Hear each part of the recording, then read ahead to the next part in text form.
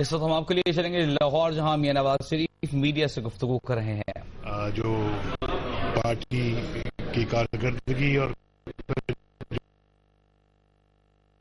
جو پارٹی کو ہم نے ٹارگٹس دیے تھے اس کو کس حد تک اچیو کیا ہے اور آگے کی بات بھی کی ہے اور آگے کے لیے بھی ان کی ذمہ داریاں ان کو سونپی ہیں. تو اس حوالے سے یہ تھی اور میں سمجھتا ہوں کہ آگے آنے والا وقت جو ہے وہ اب کافی اہمیت کا حامل ہے، خاص طور پہ الیکشنز کے حوالے سے. تو میں اس سلسلے میں ہم نے بات کی ہے. ہم چاہتے ہیں کہ آئندہ جو الیکشن جو ہو وہ اس کے لیے کینڈیڈیٹس کی جو ریکمنڈیشنز ہیں وہ ہمارے پارٹی کے عہدیدار اور پارٹی کے کارکن کریں اور پارٹی کے کارکنوں کی مشاورت سے یہ فیصلے ہوں. اور آپ جانتے ہیں کہ 2008 میں جب الیکشن جو ہوئے ہیں تو اس سے پہلے تو مجھے پاکستان آنے ہی نہیں دیا گیا. پارٹی سے مشاورت کا وہ سلسلہ اس طرح سے نہیں ہو سکا جس طرح سے ہم چاہتے تھے. تو اب اس دفعہ ہم چاہتے ہیں کہ کارکن کی سطح سے یہ فیصلہ کیا جائے کہ کون اس حلقے سے امیدوار ہوگا اور کس کو ٹکٹ دیا جائے.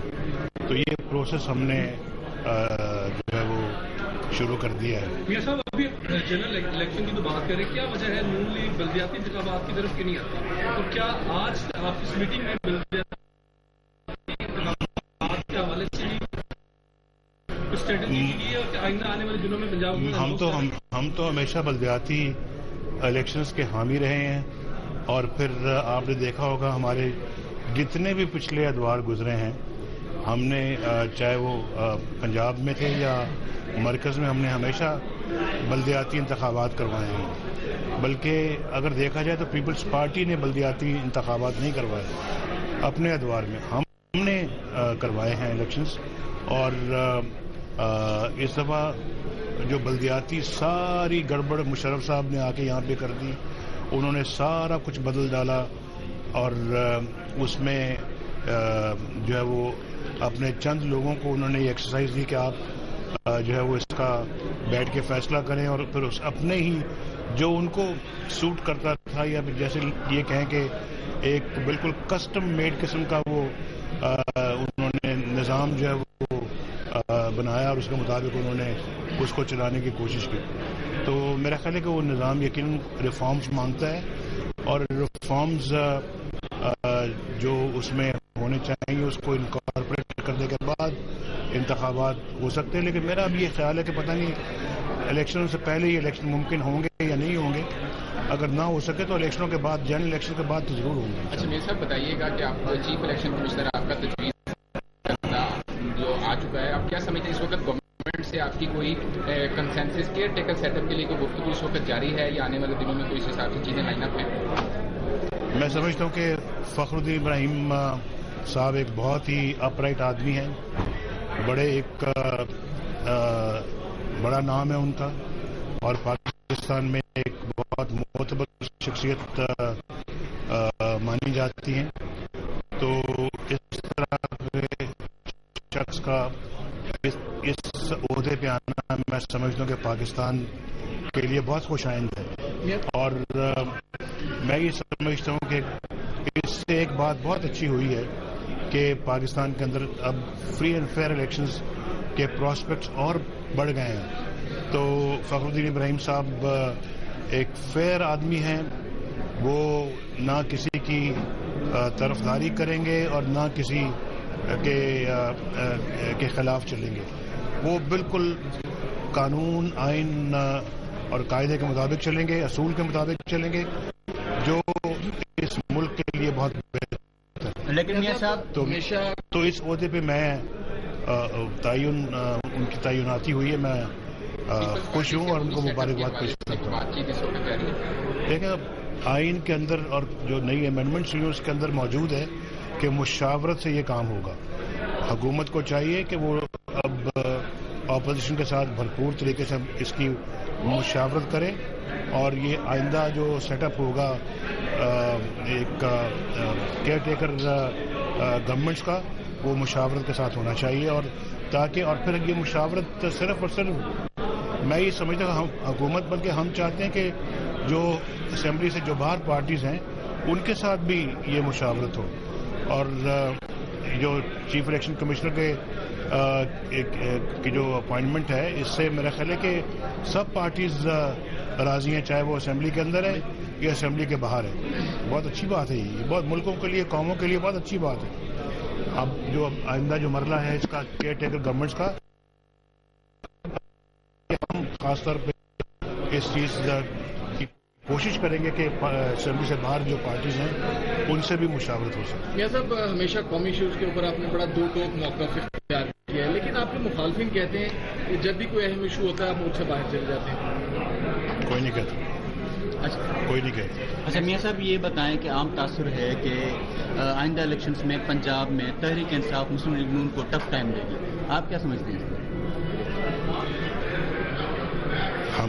ہمیں تو پیپلز پارٹی بھی ٹف ٹائم دیتی رہی ہے, ماضی میں آج بھی پیپلز پارٹی ٹف ٹائم دے رہی ہے.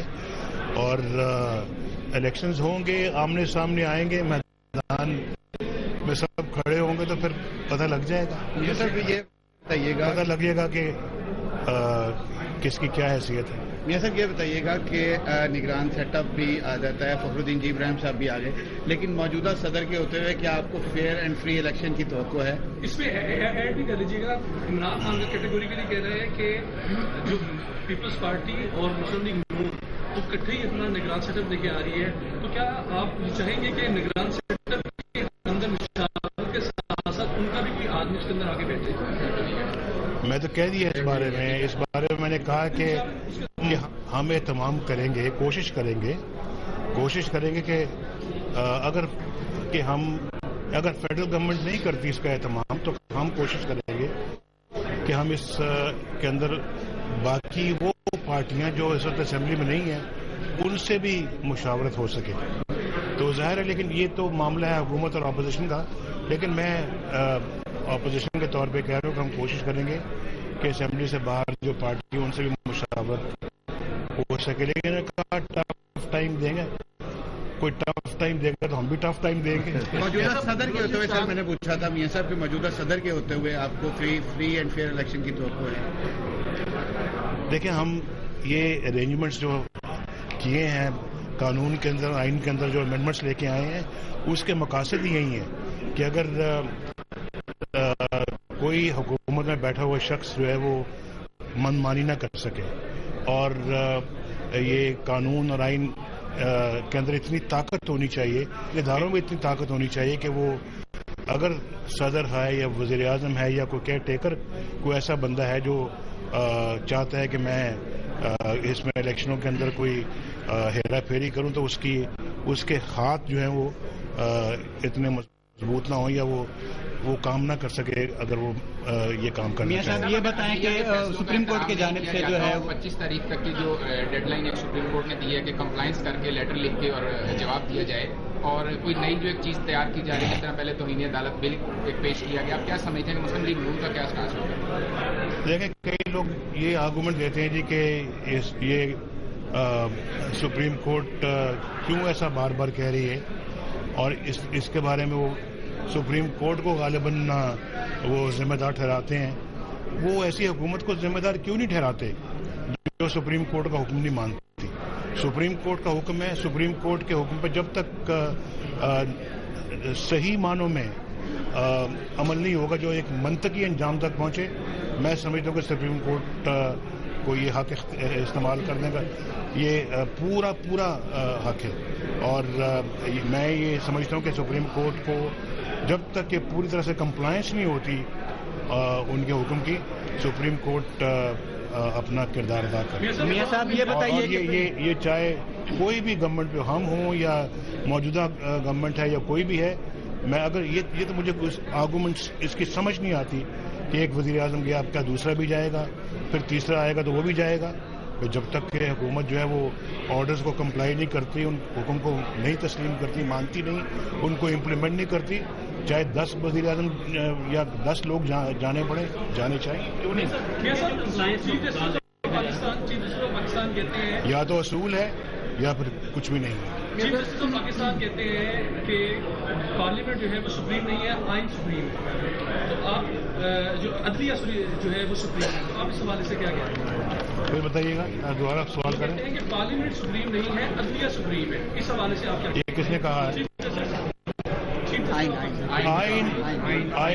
آئین کی سپریمیسی میں تو کسی کو کوئی ڈاؤٹ نہیں ہونا چاہیے. آئین سپریم ہے پاکستان کا، اور آئین سے ہی باقی سب ادارے جو ہیں وہ نکلتے ہیں یا مارز وجود میں آتے ہیں، اور بنیادی جو حیثیت ہے وہ آئین کی ہے. گزشتہ 60 سالوں سے بات کی تھی، وہ آپ نے وسیع تر اتحاد کی بات کی تھی اسمبلی کے اندر اور باہر، وہ صورتحال کہاں تک پہنچ گئی؟ وہ صورتحال جہاں تک پہنچے گی دیکھیں گے. میرا مطلب یہ ہے کہ ہم اگر الحمدللہ اس میدان میں ہیں تو ہم پاکستانی قوم کی بہت بڑا حصہ جو اللہ کے فضل سے ہمارے ساتھ ہے.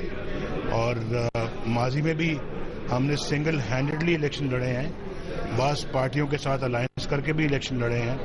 ہم ابھی بھی انشاءاللہ کوشش کریں گے جتنی بھی لائک مائنڈڈ پارٹیز ہم ساتھ ملا سکیں یا ان کے ساتھ مل سکیں، ہم مل کر بھی یہ کام کریں گے.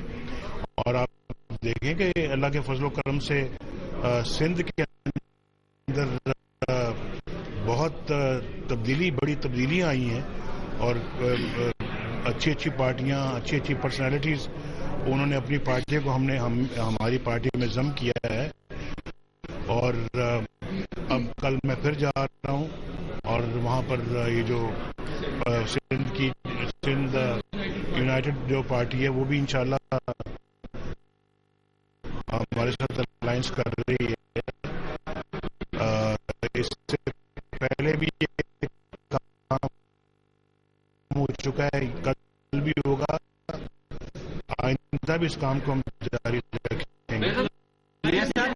آپ نے سندھیوں کی جو بات کی ہے پارٹیز کی، تو یہ وہ پارٹیز ہیں جن کا کوئی ووٹ بینک نہیں، تو ان کے الائنس سے کوئی فرق پڑے گا؟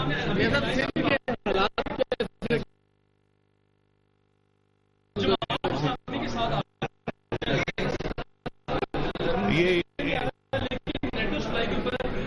بار امیر جماعت کہتے ہیں کہ کردار ہم اپنا کردار سندھ کے حالات کیسے سدھریں گے؟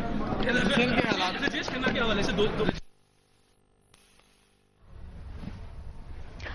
نون لیگ کے سربراہ میاں نواز شریف لاہور میں میڈیا سے بات کر رہے تھے. آج ہوا نون لیگ کا پارٹی اجلاس لاہور میں، جہاں پر بات کی گئی عام انتخابات کے بارے میں، بلدیاتی انتخابات کے بارے میں، اور میڈیا کے نمائندوں کے سوالات کا جواب دیتے ہوئے بھی میاں نواز شریف نے یہی بتایا کہ اس اجلاس میں پارٹی کی تنظیم نو اور کارکردگی کے بارے میں بات ہوئی، خاص طور پہ آنے والے الیکشنز کے تناظر میں.